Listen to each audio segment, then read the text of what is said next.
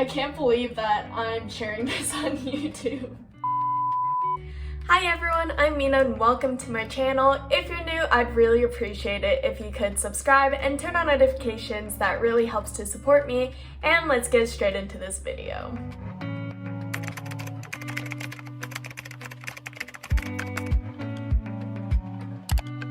Make sure you watch until the very end of this video because I'm first going to be talking about some of my tips for the Common App essay, and then I'll be talking about my essay itself, and then afterwards I'll talk a little bit more about my essay.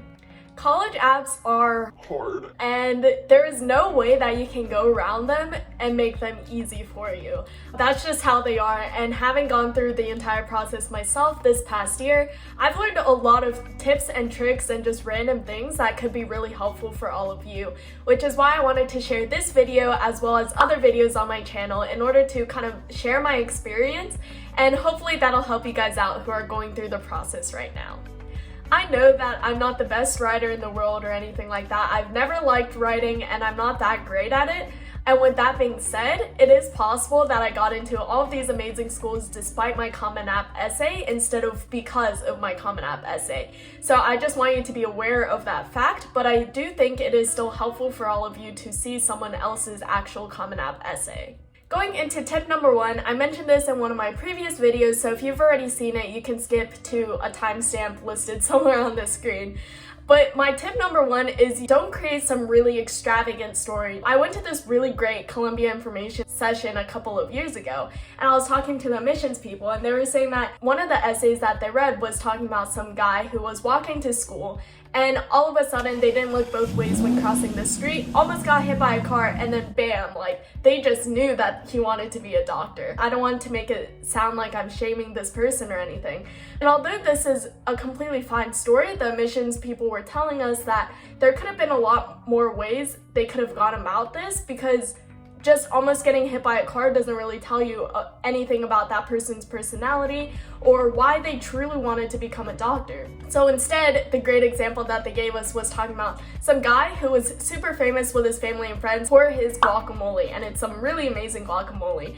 And so he talked about that, and you might be like wondering, that's super weird. Why would I talk about guacamole? But he did a really interesting approach where he would talk about different ingredients that go into guacamole, so like the avocados and the jalapenos, and he would talk about how those each relate to some kind of aspect of his personality. So for example, he would talk about like, oh, I'm kind of spicy like a jalapeno, and he makes like those kind of comments with his friends. So that's something that's really memorable to the reader, and it's not some extravagant story, and it really showcases your personality and who you are. So if you don't know how the Common App essay works, basically you're given a set of like 4 or 5 different prompts, I think, and you're able to basically write whatever you want that responds to those prompts. So the prompt that I chose, I'll read off right now. So mine was, the lessons we take from obstacles we encounter can be fundamental to later success. Recount a time when you faced a challenge, setback, or failure. How did it affect you, and what did you learn from the experience? I think that when a lot of people look at this essay topic, they kind of think of all of the challenges and hardships that they've gone through, especially because this past year was COVID, so a lot of people probably mentioned how their family was affected due to the pandemic.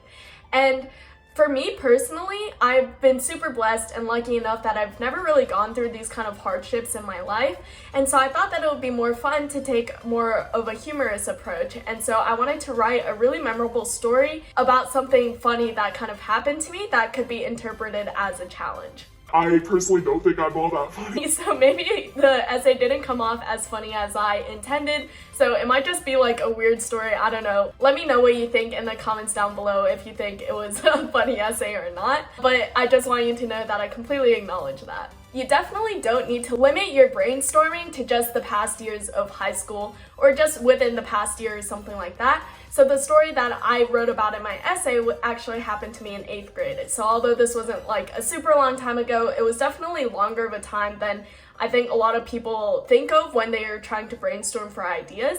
So of course, like, don't do a story from when you were 4 years old and you don't really remember all of the details. Definitely try to do a story that's like kind of recent, but also like it doesn't have to have happened in the past year.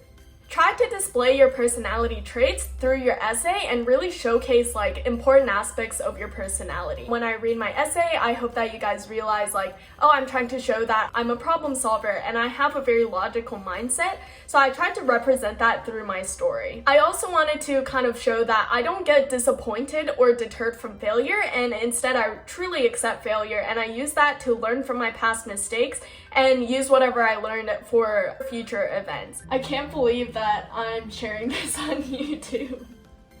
It's gonna be so cringy, and please bear with me. I really hate reading my old writing, but I'm gonna get over the cringiness for you guys. Okay, so now for the fun but simultaneously worst part of this video, I'm going to go ahead and read through my essay. I like to fix things, yet for as long as I can remember, I've had one truly unfixable problem that has taunted me all my life: my height. That became an enormous hindrance in middle school when we got assigned lockers by height. It came as no surprise that my 6th grade self suffered from a bottom locker. "Sorry, I didn't see you there," the tall boy apologized. "No worries," I bluntly replied. He accidentally dropped a book on me, but this was nothing new. It happened to many bottom locker kids. My knees got tinted red regularly from kneeling on the floor. I was living with the fear of someone shutting their locker and hitting my head. 7th grade was no exception, and it was as torturous as the year before. I refused to accept this was just the way things were. Why was it fair that the genetically lucky people got the far superior top lockers while all the vertically challenged had to suffer? I could not let history repeat itself. My elaborate plan began the night before the first day of 8th grade. I researched and found out the average 8th grader's height was 61.5 inches. My height was 60 inches. To get a top locker, I needed to be at least 1.5 inches higher than the others. I tore apart my house. "I found it!" I screamed as I found the perfect pair. Absolutely massive platform heels that would make me 63 inches. If only it were that easy. There was a catch. My older sister left them at home because one sole had halfway ripped off the heel. That didn't deter me. I was already envisioning how these heels would grant me a top locker, and I quickly got to work. I tried to use hot glue for my first attempt, and it ended with me almost twisting my ankle, the sole tearing apart immediately. I tested a few different solutions until I came across extra strong hold super glue from my dad's toolkit. Gingerly, I walked around to check, and to my amazement, it seemed to hold. This is it. The next morning, proudly entering school 3 inches taller and not 10 steps later, my right foot became weighed down by an anchor. I slowly glanced down in horror as I realized my mistake too late. Flop, flop. The sound trailed behind me as I struggled towards the office in embarrassment. What could I have done differently? As I waited in the office lobby to call my mom to bring another pair, my eyes caught our FTC trophy proudly displayed on the shelf. A thought suddenly struck me. That's it! Duct tape fixes everything! Years of experience through First Robotics and Odyssey the Mind have taught me we can fix anything and everything with duct tape. Instead of calling home, I asked for duct tape. The shiny silver band held together the last bits of my dignity. At least this would hold the heel together. Though I felt people's stares because I was wearing duct tape shoes, my determination to get a top locker did not waver. Will my plan work? My heart beat out of my chest as my peers and I lined up. Why does everybody look so much taller? I was so nervous. I straightened my posture. Thump, thump. Then the teacher grouped me with taller kids. I got ecstatic. I finally got a top locker. My grand plan ended in victory. Even when things often don't go as planned, I would never give up. Although failures may be disguised as setbacks, I realized that rather than allowing them to deter me, I should embrace the experiences and utilize them to better myself. I am not afraid of failure because it enables me to seek better solutions continually.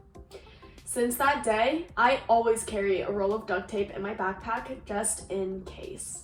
Even just reading that again made me cringe so hard internally just because I do remember when this happened and It was really embarrassing. walking down the school hallway wearing duct tape shoes, and like I basically, it was so bad and I did not want to relive through it. But I thought that this would be a really funny essay story, and it really does showcase parts of my personality, so I decided to go with it anyway. In a couple of videos later, I'm going to be reading my essays that I submitted to Columbia University, Caltech, as well as Rice. So if you're interested in watching those videos, make sure you subscribe so you don't miss them. Thank you guys so much for watching this video. I really hope that it was helpful. Let me know if it was. And if it was, please leave a thumbs up on this video. I'd really appreciate that, as well as a comment down in the comment section.